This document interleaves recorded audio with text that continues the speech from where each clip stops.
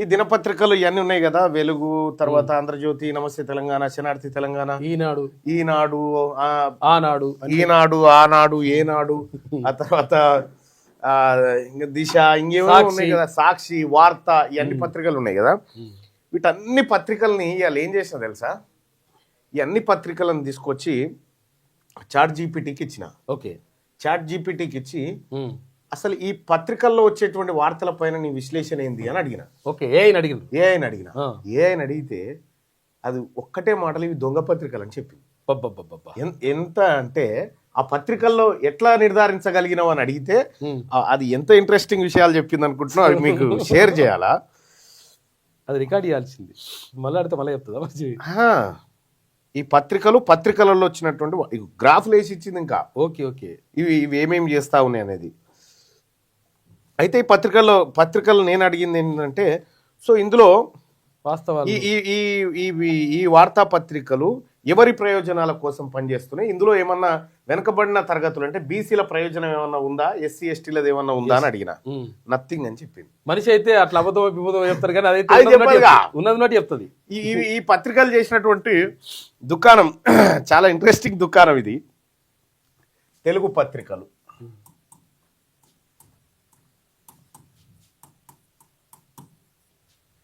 అంటే దీనికి ఒక మందు కనిపెడుతున్నాం త్వరలో. ఆ మందు వచ్చినాక చెప్తాం. కానీ తెలుగు పత్రికలు మనం ఏమేమి తీసుకున్నామంటే, ఇందులో ఫస్ట్ వెలుగు, రెండోది ఈనాడు,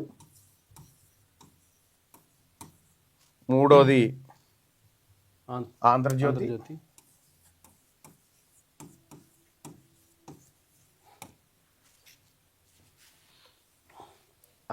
కాదు మూడోది దిశ అని రాసినాం. అంటే అది శాతాల వారికి ఇచ్చింది. దిశ, వార్త,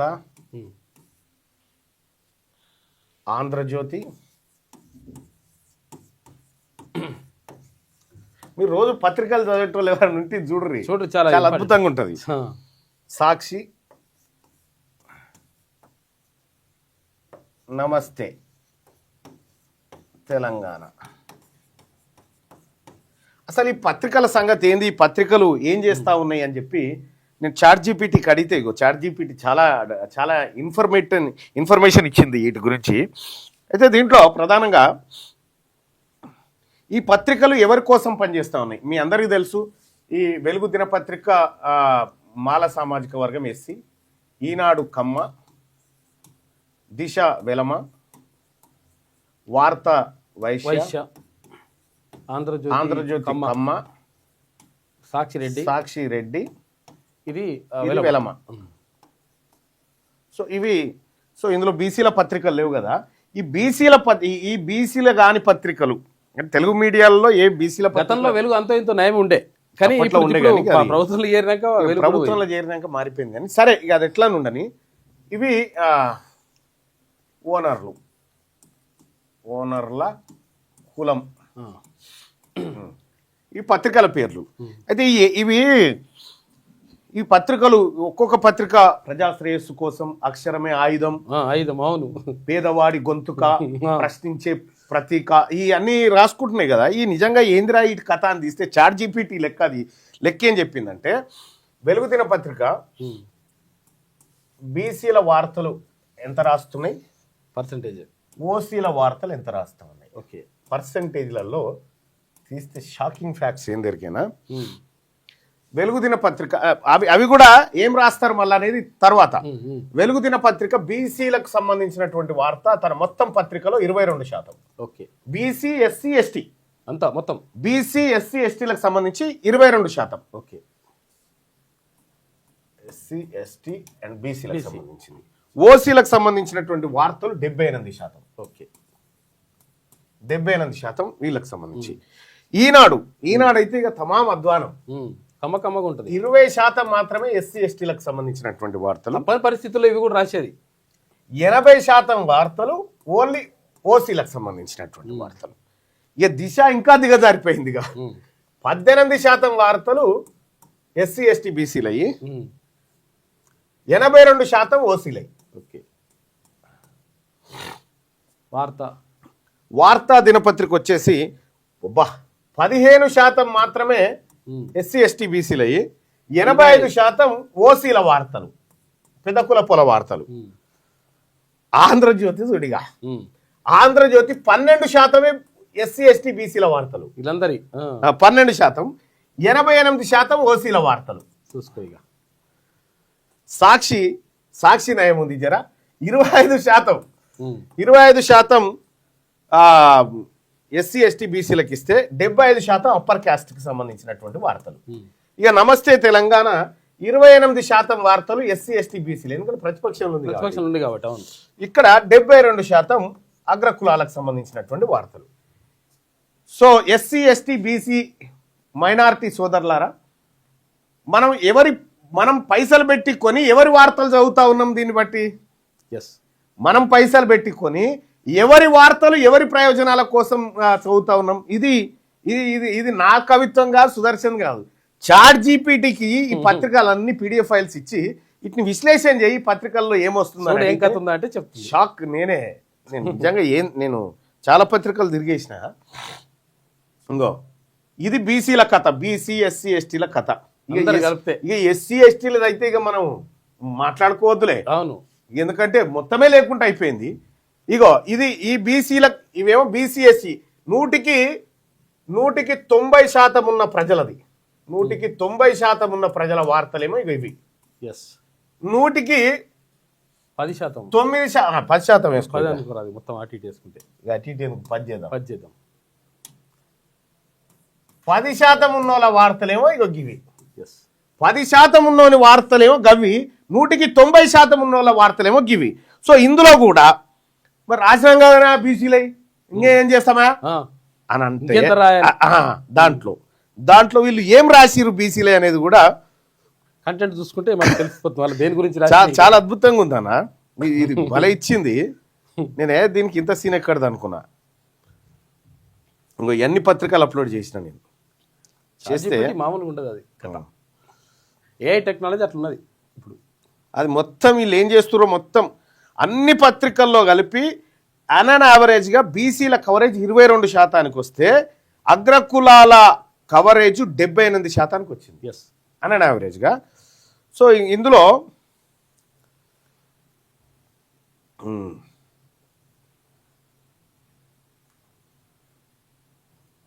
బీసీల వార్తలు ఏమేమి వచ్చినాయని చూద్దాం. బీసీల వార్తలు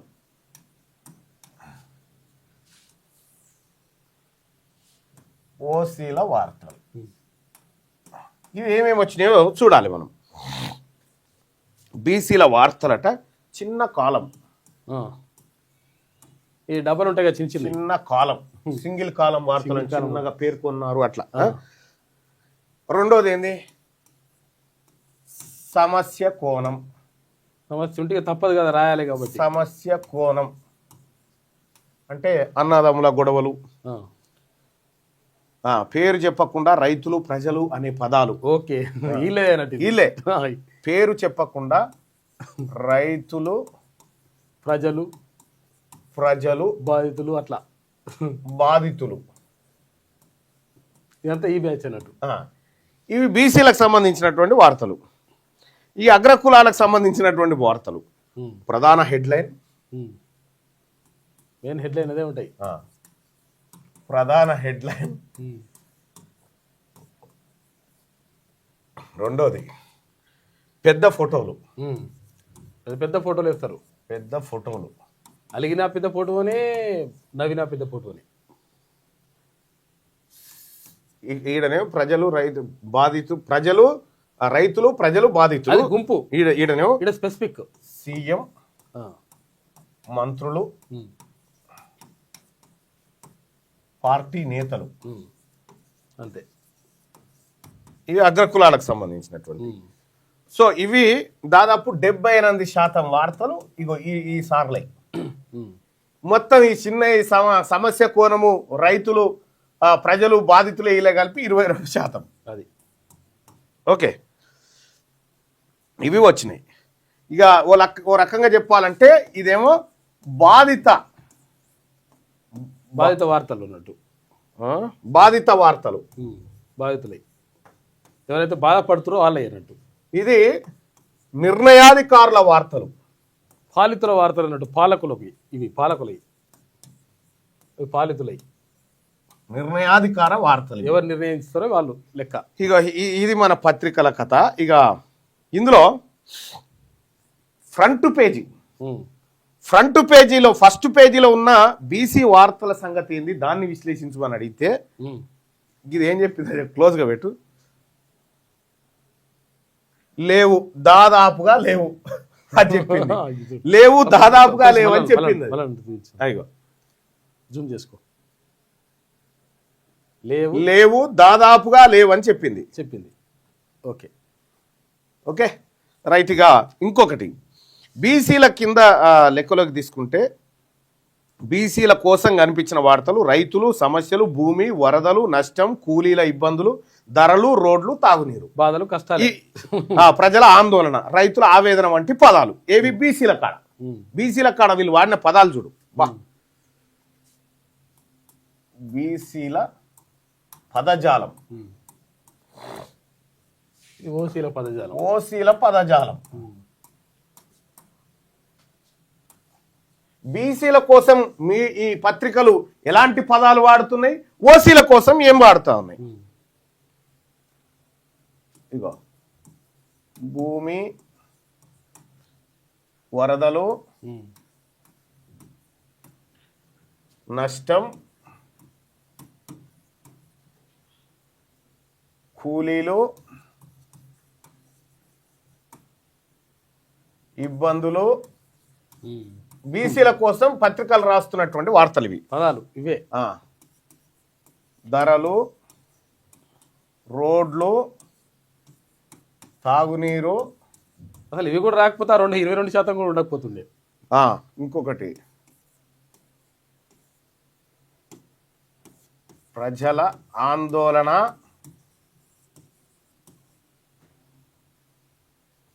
రైతుల ఆవేదన. ఇది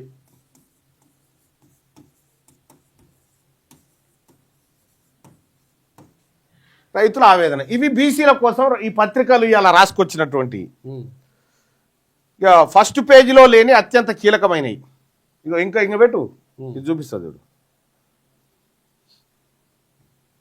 ఫస్ట్ పేజీలో లేని అత్యంత కీలకమైనటువంటి అంశాలను కొద్దిగా క్లోజ్గా చూడు.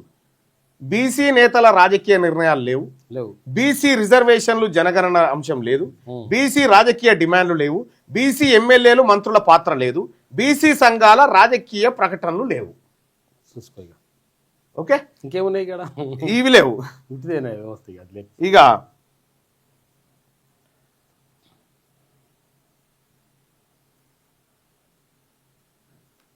అమ్మ ఏమి నిజంగా అన్న, ఇది డైలీ దీన్ని అనాలి, దీన్ని పట్టుకురావాలి.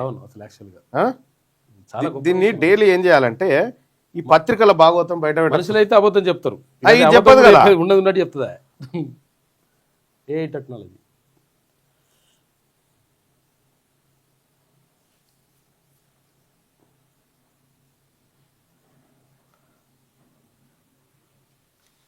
అంటే బీసీలకు ఒక లాంగ్వేజ్, ఓకే, ఓసీలకు ఒక లాంగ్వేజ్. బీసీ వాళ్ళు ఎవరైనా చచ్చిపోతేనేమో మృతి, శవం. మృతి అనేది తర్వాత, మృతి తక్కువనే. ఇంకా శవం, బీసీ వాడు చచ్చిపోతేనేమో శవం, పార్థివ దేహం. ఇదేమో పార్థివ దేహం అవుతుంది. పార్థివ దేహం, పార్థివ దేహం. పార్థివ అంటే ఏదో అర్థం కాదు, దేహం అంటే దేహం అంటే. పత్రికలు బీసీ వాళ్ళకు ఏ విధంగా రాస్తాయి, ఈ పేద వర్గాలకి, ఈ బీసీ ఎస్సీ ఎస్టీ వాళ్ళు చచ్చిపోతున్నా శవం, డెడ్ బాడీ, శవాన్ని అక్కడి నుంచి తరలించారు. డెడ్ బాడీని ఆయన పార్థివ దేహానికి అవి వేసి అధికారిక లాంఛనాలతో. ఇదేమో పూడ్చిపెట్టిరు, శవం పూడ్చిపెట్టిరు, డెడ్ బాడీ తీసుకుపోయారు. అదేమో అట్లా అన్నట్టు. ఈ పత్రికలు, మీడియా సంస్థలు, అరే ఇది మనది శవం అవుతుంది, వాళ్ళది పార్థివ దేహం అవుతుంది. అందుకని శ్రీశ్రీ ఏమంటాడంటే అప్పుడు చెప్తాడు అన్నట్టు, కట్టుకథలకు పెట్టుబడులకు పుట్టిన విషపుత్రికలు ఈ పత్రికలు అంటాడు. కట్టుకథలకు పెట్టుబడులకు పుట్టిన విషపుత్రికలు ఈ పత్రికలు, వాళ్ళ కోసమే రాసుకుంటే అవి. మరి అవి పైసలు పెట్టుకొని మన కోసం మన కోసం ఎందుకు రాస్తారు? అయితే కాకపోతే ఏంటంటే దానికి ట్యాగ్ లైన్లు ఉంటాయి అన్నట్టు. Yes. అక్షరమే ఆయుధం, ఆయుధమా ఇటువంటి అన్ని ప్రజాపక్షం మా లక్ష్యం, ప్రజాపక్షం మా లక్ష్యం, అక్షరమే ఆయుధం, ఆయుధం ఇవన్నీ ఉంటాయి.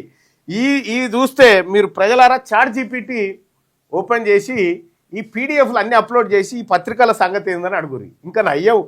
అప్పుడు ఈ పత్రికలలో లేనప్పుడు మనకు ఫేస్బుక్, తర్వాత వాట్సాప్, సోషల్ మీడియా, ట్విట్టర్ లాంటివి వచ్చినాయి కాబట్టి Yes. మనకు చాలా ఏది అంతో ఇంతో రాస్తున్నాయి ఇవి కూడా. రాసుడు కాదు అందులో వస్తే చదిపోతాయి అని రాస్తాయి. రాస్తే తప్పదు కాబట్టి. అయితే రెండో విషయం ఏంటంటే ఈ పత్రికలకు సంబంధించినటువంటి భాగవతం అంతా సోషల్ మీడియా వచ్చిన తర్వాత బయటపడ్డది. ఎస్ ఎస్ ఇప్పుడు వీళ్ళు ఎంత రాస్తున్నారు ఏం కథ అనేది అనాలిసిస్ చేయాలంటే కష్టం కదా. ఇక దేవుని పుణ్యాన chat GPT, Grok, Yes. Gemini ఇటువంటివి వచ్చినాయి. దీంతో అలా వారేసి దీని సంగతి ఏందో స్కాన్ చేయమంటే మొత్తం స్కాన్ చేసి పక్షపాతం ఉండదు అందులో. నీ సైడ్ చెప్పాలి, నా సైడ్ ఇక నీ సైడ్ నా సైడ్ లేదు. రూల్ లేదు దానికి. ఓసీల గురించి వాడేటియో అవి పార్థివ దేహాలు. ఇది ఇగో ఓసీల గురించి పర్యటన సంప్రదింపులు, టూర్లు, విస్తృత స్థాయి సమావేశాలు. ఇగో ఈ పదాలేమో ఓసీలై. ఇక బీసీలో ఏమో ఇక ఈ పదాలు భూమి, వరదలు, నష్టం, కూలీలు, ఇబ్బందులు, ధరలు, రోడ్లు, తాగునీరు, ప్రజలు, ఆందోళన, రైతుల ఆవేదన, శవం. అంతే. ఇక ఇంకా ఏమన్నంటే బీసీలకు సంబంధించి అన్నను చంపిన తమ్ముడు, చంపిన తమ్ముడు కింద గిత్తత రాస్తాడు మద్యం మత్తులో అంటాడు. ఇక్కడ కేసీఆర్ ఇంట్లో అలజడి. ఇదేం అర్థం కాదు. అలజడి అవుతుంది అంతే. ఈ పత్రికలు అలజడి కాదు, నిప్పులు చెరుక్కున్నారు చెల్లెళ్ళు. వీళ్ళు తాగే తనుకుంటారు, వీళ్ళు తాగే తనుకుంటారు. వాళ్ళదేమో గట్లుంటది, వీళ్ళదేమో గిట్లుంటది. నిప్పులు చెరుగుతారు వీళ్ళు. ఇంకా గమ్మత్ ఏంటంటే అప్పుడు గతంలో బాలకృష్ణ బెల్లంకొండ సురేష్ మీద కాల్పులు జరిపిండు చూసినావా వాళ్ళ ఇంట్లో. అవును, బాలకృష్ణ ఏం చేసిండు, బెల్లంకొండ సురేష్ మీద కాల్పులు జరిగి, నిర్మాత బెల్లంకొండ సురేష్ మీద కాల్పులు జరిగినాయి. కాల్పులు జరిగితే బెల్లంకొండ సురేష్ కు గాయాలైనాయి, ఇంకొక ఆయన గాయాలైనాయి. ఎవరు దవాఖానలో పడాలి? గాయాలైన వాళ్ళు పడాలి. గాయాలైనోడు కదా. కానీ బాలకృష్ణ దవాఖానలో పడ్డాడు నిమ్స్ లో. మళ్ళా ఆకర్ల సుబ్బారావు అని డైరెక్టర్ ఉండే. ఈ బాలకృష్ణ దవాఖానలో పడితే నిమ్స్ డైరెక్టర్లు వచ్చి హెల్త్ బులెటిన్ విడుదల చేస్తారు. ఎవరి బాలయ్య బాబు ఇప్పుడు ఏం మాట్లాడే పరిస్థితిలో లేడు అని. కాల్చిన హెల్త్ బులెటిన్ వాడు కాల్చి గాయాలైనోడేమో ఆడ కాల్చినోడు దవాఖానలో పడ్డాడే. మీరు చూడరు పత్రికలు. ఈనాడు పత్రిక ఆవేదన, ఆంధ్రజ్యోతి పత్రిక ఆందోళన బాలయ్య ఆరోగ్యం పట్ల. ఇప్పుడే చెప్పలేము. విషయం ఏంటంటే ఇది ఎట్లా బయటపడ్డదంటే ఈయన నిమ్స్ అధికారులు ఆయన హెల్త్ బులెటిన్ విడుదల చేస్తారు. హెల్త్ బులెటిన్ విడుదల చేస్తుంటే పక్కపొంటి లక్ష్మీపార్వతి గారు పోయి పరామర్శించారు, వచ్చిరు. ఇలా హెల్త్ బులెటిన్ అయిపోగానే ఆమె ఇటు వచ్చింది. ఇటు రాగానే ఇప్పుడే మాట్లాడినా బాబు, ఈయననేమో ఇప్పుడే చెప్పలేకపోతున్నాం, మాట్లాడతలేడని ఈయన అనగానే ఆమె వచ్చి ఇప్పుడే మాట్లాడినా బాబుతోటి బాగానే ఉన్నాడు. ఈ పత్రికలలో వచ్చే వార్తలు, ఈ ఛానళ్లలో ఇప్పుడు ఛానళ్లను కూడా అనాలిసిస్ చేయాలి డైలీ. ఇది ఒక ఇది ఖచ్చితంగా పెట్టాలి, ఇది పెట్టాలి. చూడు ఇవాళ ఏం చేసిన పత్రికలు, ఏ ఛానల్ ఏమేమి వస్తా ఉంది, వీటన్నిటిని కూడా మీ ముందుకు తీసుకొచ్చే కార్యక్రమం చేస్తే ఈ పత్రికల బట్టలు ఇప్పకపోతే ఇవి ఏం చేస్తున్నాయో మనకు తెలియదు. ఇవి చెప్పేటువంటి విషయం అంతా ప్రజల్లోకి పోయే ప్రమాదం ఉంటుంది. కాబట్టి మనం చాలా జాగ్రత్తగా వీటి సంగతి అనుకుంటే నష్టం జరుగుతుంది, అనుకుంటే ప్రమాదం కూడా ఉంటుంది. ఎందుకంటే మరి ఎవరు చెప్పకపోతే గాల్లో చెప్తే అదే చెప్పింది రైట్ అయితే. ఇంకా వీలైతే నేను ఇంకా కొంత అనాలిసిస్ చేస్తా దీని మీద. ఏది అంటే సోషల్ మీడియా టూల్స్ వాడే చేస్తా, ఏం చెప్తే చూద్దాం. కానీ తస్మాత్ జాగ్రత్త ప్రజలారా, పైసలు మనవి, మన పైసలు పెట్టి మనం కొంటాము, మన వార్తలు ఉంటాయి, వీళ్ళ వార్తలు ఉంటాయి, మళ్ళా మన కోసం వాడేటువంటి వార్తలు ఉంటే ఇగో ఇవి బాధితులయ్యి మళ్ళా వాళ్ళు ఏకాన పైసలేదు, వాళ్ళే నిర్ణయాధికారాలు, సీఎం, మంత్రులు, పార్టీ నేతలు, పెద్ద ఫోటోలు, ప్రధాన హెడ్లైన్లు ఇక వాళ్ళే.